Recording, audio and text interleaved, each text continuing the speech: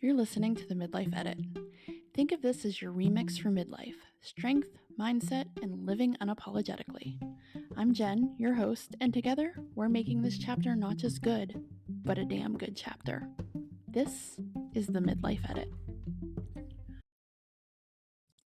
Hey, friends, and welcome back to the season 1 finale of the Midlife Edit. As always, I'm your host, Jen Weinstein, and today is part 2 of Midlife is the Era of Reinvention. And I'm excited. I'm here for it. It's the end of the year. And if you listened to last week's episode, you know that the conversation was about mindset and about permission and giving yourself permission to stop seeing midlife as a crisis and start seeing it as this era where you're allowed to keep evolving. And I promised you that part 2 would be about getting practical. Because, sure, inspiration is powerful, but without something to anchor it, it fades, right? It goes away. Think about a time where you feel like you were inspired by something. For me, it's always like when you go to those big events for work, right? When there's those motivational speakers up on the stage telling you all these things that, when you get home, you're going to do this and it's going to be great and and you get so amped up because the energy in those rooms are so fun and everybody's all on board. And then you get home and you realize that maybe it doesn't fit with your life, right? So today I want to talk about what reinvention actually looks like from week to week in real life with real responsibilities and real exhaustion and real ever-changing seasons. Friends, this isn't about becoming a new person. It's about giving yourself permission to keep becoming, right? So before we get into the how of everything, I want to clear something up. Reinvention is not a dramatic overhaul. It's not this perfect routine that you never break. And it's definitely not a version of yourself that never gets tired or overwhelmed. Because that version, sure, it looks great online, right? It looks good in the TikToks and the Instagrams, but it doesn't work in real life. Do you put all of the times that you've failed on Instagram?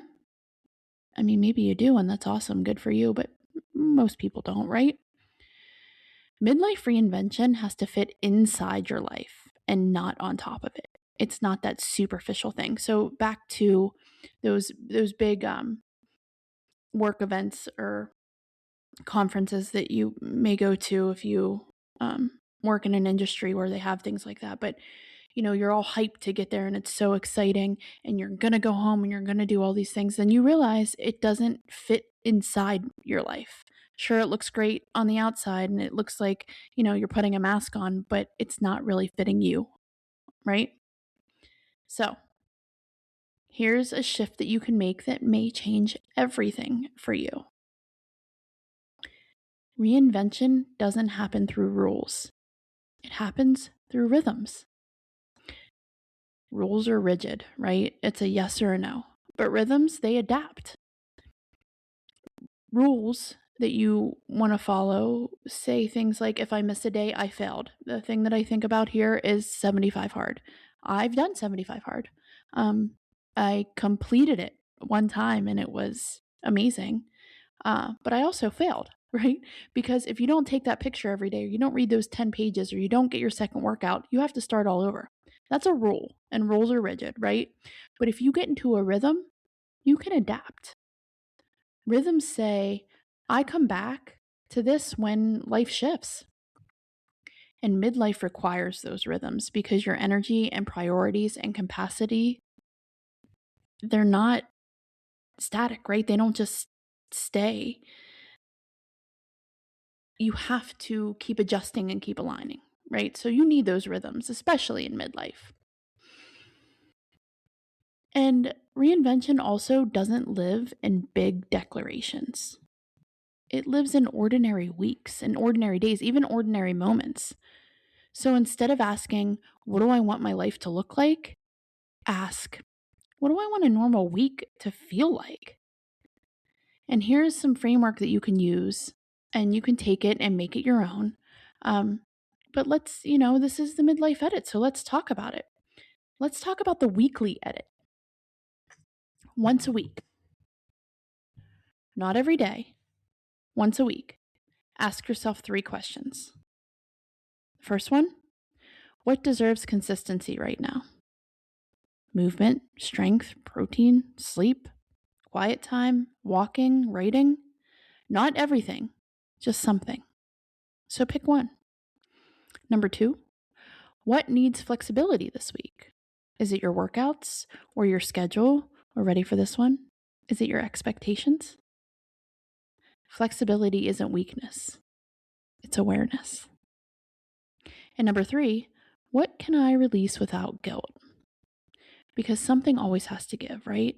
So is that not going to the dinner with your friend that is going to put you behind on something at home? Or is it maybe not reorganizing the kitchen on Saturday because you want to go do something fun? Release something without feeling guilty. The edit is choosing it intentionally instead of letting it drain you quietly. That's reinvention in real life. So let's talk about routines, because this is where so many women get stuck. We've been taught that routines have to be either daily or perfect or non negotiable or all or nothing, right? But they don't. Midlife routines work best as minimum effective doses. So instead of saying, I need a full morning routine, this is me, guys. In my head, I'll lay in bed at night. These are the things that wake me up in the middle of the night and make me go to my notes app that I never open again after that. But I'm thinking, okay, I need rigid structure. I need a full morning routine. So instead of saying that to myself, I'm going to say, what's the smallest version of this that still supports me? So maybe it's not waking up at 4:45 and getting up and brushing my teeth and getting my clothes on and going straight to the gym that day and then coming back and doing some journaling and then showering or whatever. Maybe that routine overwhelms me sometimes. So what's the smallest version of this that still supports me? Does that mean that I get up an hour later, but I still make it to the gym and maybe I just don't journal? Or maybe it's, hey, I'm not going to the gym today because I really need to journal in the morning.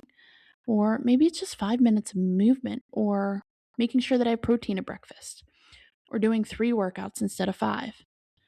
Or instead of saying, oh my God, I don't have time for an hour of quiet time today, maybe just make that 10 minutes. Consistency beats intensity, especially now, especially in this time that we're at in our lives in midlife, right? So listen, this part matters, and I am talking about this from sheer experience, personal experience, because I've done this, right? Many women either go all in and they burn out because they're in that inspiration mindset of, I'm inspired, I'm just going to go all in. And then when you don't do something in that all in, when something goes off the rails just a little bit, you burn out. Or you just say, fuck it, I'm going to do nothing because I can't do it perfectly. And I've been both. I've been in both those scenarios and situations in my life. So now I think that I need to reframe. Consistency is not necessarily doing the same thing every day. What consistency is returning to it after a hard week, or returning to the gym after a missed workout, or a season where survival was the priority. All you had to do was head down and grind and survive. Then return back to whatever you were doing that was consistent before. Because midlife consistency is self-trust. It's not a form of self-punishment, you guys. Give yourself a break. And reinvention doesn't mean locking yourself into one version of success. Again, something that I have done, and I focus on this one version of success, and then everything else just falls to the wayside. Or when I don't meet that, I am very hard on myself. So here's another form of permission that I'm giving you. You're allowed to change your goals. and you're allowed to adjust your routines, and you're allowed to shift for what matters. Momentum doesn't come from staying the same. It comes from staying engaged. So once a month, do a little audit on yourself and ask, what's working? Like, okay, well, maybe getting up an hour later didn't give me the quiet time that I needed, but it did give me that gym time. And I know that I've noticed that I'm happier because of that. Or what feels heavy? What is something that is weighing on you so much right now that you need to adjust it in one way or another? Maybe that's taking on some responsibility at work that you shouldn't have. Or maybe it is being that pseudo therapist in a friendship where it's all about the other friend and you just need to back off. And then on the flip side, what feels energizing? What is fueling you? Is that something a new workout routine that you did, or is it a new podcast that you listen to? Hopefully it's this one. Hopefully I'm energizing you. Or is it just going outside and taking a deep breath of fresh air and grounding yourself? Does that energize you? Then edit accordingly. Because remember, you're not starting over. You're just refining what's working or not working for you right now. So, why am I talking about this? Well, because this is what matters going into 2026. And this is why I wanted to start this conversation now. 2026 doesn't need to be the new year, new me moment. How many times have you said that in your life? I am 42 years old. I don't know, probably 25 years. I've said new year, new me. And really, it wasn't me. It wasn't, I mean, it was me, but it wasn't a new me. It was a version in my head that I was telling myself it was a new me, but I was bullshitting myself and everybody else, right? So it doesn't have to be that moment. It can be a continuation year or a refinement year or maybe it's just a year where you stop forcing extremes and start choosing sustainability. And that's something that I think that I'm going to do. I'm going to choose that's what's sustainable for me, right? Because that's how reinvention actually lasts. So, as we head into next year, this podcast is going to keep evolving right alongside of us. There will be a lot of music, a lot of talk about music, a lot of talk about what it means to me, but what it means to other people, because music has always had this way of helping me find words for things that I don't always know how to say. So I'm going to dive in what I love. Dive into what I love. I'm going to dive into the passion. Just because I can't sing doesn't mean I can't talk about it, right? And then I'm going to have interviews with people who inspire and entertain and challenge us to think just a little bit differently. And friends, we're talking about all of it next year. It's all on the table. Everything from lifting weights to finding your tune again to libido and confidence and identity and blended families and anything that seems hard and all the in betweens that we don't talk enough about. Nothing is off limits. Nothing has to be perfect. If you've been listening to me, you know that these aren't perfect episodes. Hell, I don't even edit them half the time. You're just hearing who I am. And nothing gets reduced to a soundbite. This is real and raw. And it's the perfect place for you to just open up and just listen. It's just going to be honest conversations about what it really means to feel alive, strong, and connected in this season of life. So before I close this episode, I want to say thank you. And I don't want to get emotional because it's been an emotional year for me. It's been a year of ups and downs and love and loss and heartache, and it's been a great year all at the same time. But I truly want to say thank you. Starting this podcast was on my vision board. I've said that before. I've talked about it, but I truly don't say that lightly. It was one of those ideas that lived in my head for a long time before I let myself take it seriously. A long time. Like, who the hell's ever going to listen to you? What do you have to talk about? Why do you think? But you know what? This year I fucking did it. In February of this year, I was just like, you know what? Fuck it. This is what I want to do. I want to talk to people all day long. That's what I'm good at. And I showed up and I recorded and I hit publish and I kept going. And this was the most consistent thing that I did in 2025. Fuck, it was probably the most consistent thing I've done in my life. And if you're listening right now, you're part of that. So, whether you've been here since the beginning or you just found this podcast recently, I'm so forever grateful that you're here and you're listening and you're reflecting and you're growing alongside me. I got to talk to so many amazing people this year.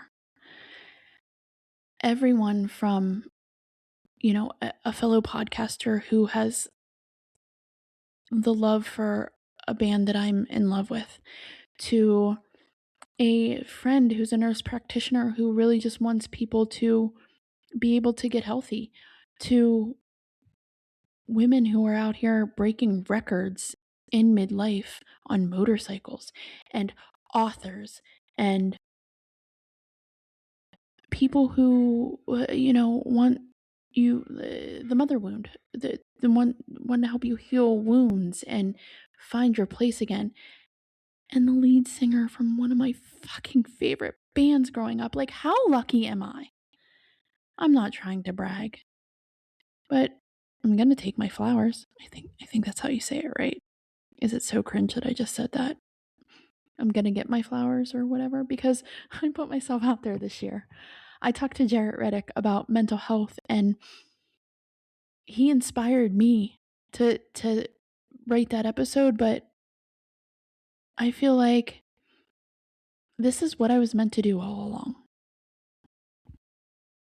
Season 1 of the Midlife Edit was about starting, about naming things, about opening conversations. And next year, we're just going to keep fucking building. Season 2 is going to be amazing. And I want you to be part of it. It's going to be thoughtful and honest, and I'm doing everything with intention. I am so grateful for this year. I'm so grateful for this platform. I'm so grateful that you're alongside of me. I'm so excited for next year, though. And just remember that midlife isn't the era where you finally arrive. It's the era where you stop freezing yourself in place and you're allowed to keep becoming and you're allowed to adjust and you're allowed to edit. I hope that you have a safe and happy new year. I hope that your holidays were amazing. I can't wait to see what the new year brings for all of us. Thank you for being here for season 1. And I'll see you next year. So, for the last time in 2025, this is the Midlife Edit. Let's make it a damn good chapter. You've been listening to the Midlife Edit, your remix for midlife. Remember, we're making this chapter not just good, but a damn good chapter. Want more? Join the Midlife Edit Insiders group on Facebook for deeper conversations, grab the curated playlists to fuel your comeback tour, and check out the merch that lets you wear your midlife with pride. Everything's linked for you in the show notes. And until next time, keep living bold, strong, and unapologetic. This is the Midlife Edit. Let's make it a damn good chapter.